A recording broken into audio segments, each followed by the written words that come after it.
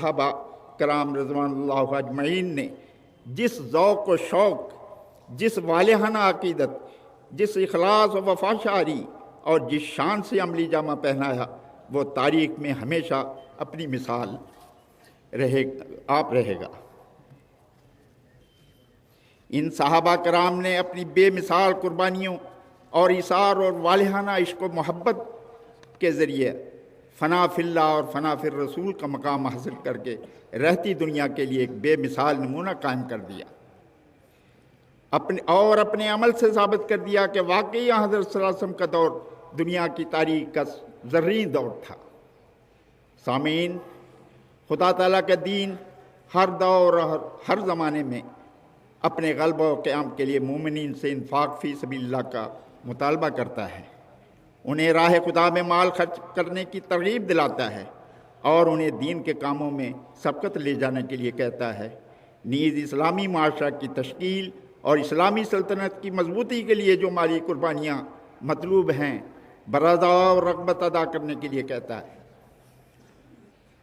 صحابہ کرام قرآنی احکام کے اولین مخاطب تھے، چنانچہ تاریخ شاہد ہے کہ انہوں نے اللہ اور اس کے رسول کے مطالبہ پر بڑھ چڑھ کر قربانیاں پیش کی۔ قرآن کریم قیامت تک آنے والی امت کو پکار کر کہہ رہا ہے کہ دین کا قیام، اسلامی معاشرہ کی فلاح و بہبود، اسلامی سلطنت کے استحکام اور اشاعت دین اور دعوت اللہ کے لیے اپنے اموال خرچ کرو۔ نیز یہ بھی تاکید کرتا ہے کہ کہیں تم میں ضعف اور کمزوری نہ آ جائے، تم کہیں انفاق فی سبیل اللہ کے میدان میں کاہلی و سستی کا شکار نہ ہو جانا، بخل میں مبتلا نہ ہو جانا۔ نیز قرآن کریم کہتا ہے کہ خدا کی راہ میں مال خرچ کرنے میں تمہاری زندگی کا راز مضمر ہے اور تمہاری بقا کا سامان ہے۔ تم اس فریضے سے غافل ہوئے تو دنیا کی قومیں تم پر ٹوٹ پڑے گی، تمہاری طاقت ختم ہو جائے گی اور تمہیں غلامی کے دن دیکھنے پڑیں گے۔ قرآن کریم نے آج سے 1500 سال قبل ہی مسلمانوں کو ان کی آئندہ آنے والی کمزوری سے آگاہ کیا تھا، اور بڑے واضح رنگ میں سورہ محمد کی آخری آیت، جس کی میں نے ابتدا میں تلاوت کی ہے، فرمایا تھا کہ اے محمد رسول اللہ صلی اللہ علیہ وسلم، تو اپنے ماننے والوں پر یہ امر واضح کر دے، اعلان کر دے کہ خبردار تم وہ لوگ ہو جن کو اس طرف یعنی اسلام کی طرف بلایا جا رہا ہے کہ اللہ کی راہ میں خرچ کرو۔ تم میں سے ایسے بھی ہیں جو بخل سے کام لیتے ہیں، اور جو کوئی بخل سے کام لے اللہ تعالیٰ اس کے بارے میں بھی بخل سے کام لینے لگتا ہے۔ یہ باطل خیال دل سے نکال دو کہ اللہ تعالیٰ تمہاری قربانیوں کا محتاج ہے۔ اللہ غنی ہے، واللہ الغنی وانتم الفقراء، اللہ غنی ہے، تم فقیر ہو، محتاج ہو۔ تم اگر قربانی سے پھر گئے تو خدا تمہارے بدلے ایک دوسری قوم کو لے آئے گا، پھر وہ تم جیسے قربانی سے بھاگنے والے نہیں ہوں گے۔ اللہ تعالیٰ نے کس قدر واضح رنگ میں مسلمانوں کو انتباہ کیا ہے کہ اگر تم رسول کریم صلی اللہ علیہ وسلم کے قائم کردہ مالی نظام سے روگردانی کرتے ہوئے قربانی سے پیٹھ پھیر لو گے تو اللہ تعالیٰ یقیناً تمہاری جگہ دوسری قوم کو لے کر آئے گا، وہ تمہاری طرح پیٹھ پھیرنے والے نہیں ہوں گے۔ قرآن کریم کی آیت میں یہ پیش گوئی تھی کہ وقت گزرنے کے ساتھ ساتھ مسلمانوں میں کمزوری آتی جائے گی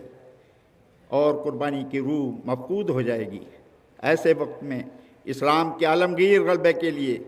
سیدنا حضرت مسیح موعود علیہ السلام کا ظہور ہوگا، جس کے ذریعے اسلام کی نشأت ثانیہ ہوگی۔ چنانچہ قرآن کریم اور حضرت صلی اللہ علیہ وسلم کی پیشگوئی کے مطابق سیدنا حضرت مسیح موعود علیہ السلام کا ظہور ہوا اور آپ کے ذریعہ جماعت احمدیہ کا قیام عمل میں آیا، تاکہ اسلام کا عالمگیر غلبہ کا آغاز اس جماعت کے ذریعہ ہو۔ چنانچہ آپ نے بھی دیگر انبیاء کی طرح استحکام دین کے لیے مالی قربانی کا مطالبہ کیا۔ آپ اپنی تصنیف فتح اسلام میں فرماتے ہیں، اسلام کا زندہ ہونا ہم سے ایک فدیہ مانگتا ہے، وہ کیا ہے؟ اسی کی راہ میں مرنا، یہی موت ہے جس میں اسلام کی زندگی، مسلمانوں کی زندگی اور زندہ خدا کی تجلی موقوف ہے، اور یہی وہ چیز ہے جس کا دوسرے لفظوں میں اسلام نام ہے۔ اسی اسلام کا زندہ کرنا خدا تعالیٰ اب چاہتا ہے۔ پھر فرمایا مسلمان بننا آسان نہیں، مومن کا لقب پانا سہل نہیں، سو اے لوگو اگر تم میں وہ راستی کی روح ہے جو مومنوں کو دی جاتی ہے تو میری اس دعوت کو سرسری نگاہ سے مت دیکھو، نیکی حاصل کرنے کی فکر کرو کہ خدا تعالیٰ تمہیں آسمان پر دیکھ رہا ہے کہ تم اس پیغام کو سن کر کیا جواب دیتے ہو۔ اگر کوئی تم میں سے خدا سے محبت کر کے اس کی راہ میں مال خرچ کرے گا تو میں یقین رکھتا ہوں کہ اس کے مال میں بھی دوسروں کی نسبت زیادہ برکت دی جائے گی، کیونکہ مال خود بخود نہیں آتا بلکہ خدا کے ارادہ سے آتا ہے۔ پس جو شخص مال سے محبت کر کے خدا کی راہ میں وہ خدمت بجا نہیں لاتا جو بجا لانی چاہیے تو وہ ضرور اس مال کو کھوئے گا۔ یہ مت خیال کرو کہ مال تمہاری کوشش سے آتا ہے بلکہ خدا تعالیٰ کی طرف سے آتا ہے، اور یہ مت خیال کرو کہ تم کوئی حصہ مال کا دے کر یا کسی اور رنگ میں کوئی خدمت بجا لا کر خدا تعالیٰ اور اس کے فرستادہ پر کوئی احسان کرتے ہو، بلکہ اس کا احسان ہے کہ تمہیں اس خدمت کے لیے بلایا جاتا ہے۔ تبلیغ رسالت۔ پھر آپ نے چندہ کی تحریک کرتے ہوئے فرمایا قوم کو چاہیے کہ ہر طرح سے اس سلسلے کی خدمت بجا لاوے، مالی طرح بھی خدمت کی بجاوری میں کوتاہی نہیں چاہیے۔ دیکھو دنیا میں کوئی سلسلہ بغیر چندہ کے نہیں چلتا۔ رسول کریم صلی اللہ علیہ وسلم، حضرت موسیٰ، حضرت عیسیٰ، سب رسولوں کے وقت چندے جمع کیے گئے۔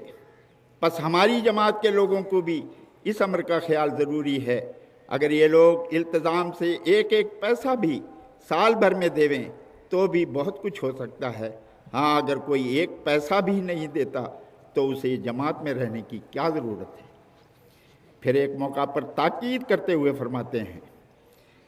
پس میں تم میں سے ہر ایک کو جو حاضر یا غائب ہے تاکید کرتا ہوں کہ اپنے بھائیوں کو چندہ سے باخبر کرو، ہر ایک کمزور بھائی کو بھی چندہ میں شامل کرو۔